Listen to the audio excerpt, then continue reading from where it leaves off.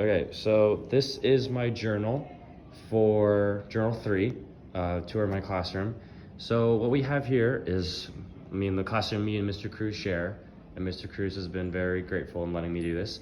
My kids just took a test, which is why the door is closed and the kids are all running around the hallway.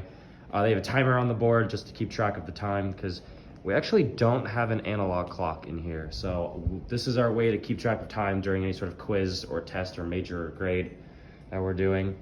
Right now, actually, this desk right here, I have to take and move a chair over there to here because I've got 3 kids that sit there because one of my students requested to sit closer, and because my 7th period are such good kids, it was really hard to move them. So I just take the time during my conference period, which is 6th period, to move one of the desks over in the corner over to here, and then in the morning I come in and move it back for those kids in my earlier periods. Basically, this is the desk. Students can't cross the line. It's a really easy way to keep track. However, we do have a charging station for kids that want to charge their phones. You'd be really surprised how many kids have like no battery. If any kids leave their stuff, we put their backpacks, bags, whatever in the front of the room. So that way they have an easier time remembering where they left things. This smart board there's no smart board. It's just a full screen. So that way we can still write on it without having to worry about the markers or anything like that. This is where some of my earlier kids, my on-level students, will leave their notebooks, so that way they don't have to carry them around. It's an easier way for them to remember things.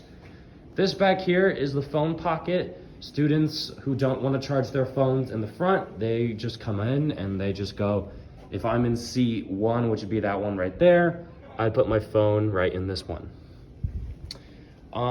Pretty much Mr. Cruz or I will sit here in this kind of lone desk whenever we're switching between who's teaching, but now that I'm teaching full time, it's mainly Mr. Cruz back there. He's not in here today because he's actually in the library helping some kids catch up on missing work.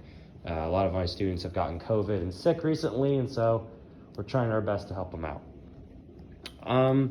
We try to keep things as organized as possible. It's not pretty, but at the end of the day, we try to clean up in here and make sure that by the next day, we know where everything is, we know what to work on, and really it helps us sort of figure things out. Luckily, Mr. Cruz also has a mini fridge, so we can keep drinks and anything on standby for kids and ourselves if we need it. And it's not really interesting. There's no windows, unfortunately, which I think is a really big bummer. But other than that, that's my classroom. This is the room I've been working with, and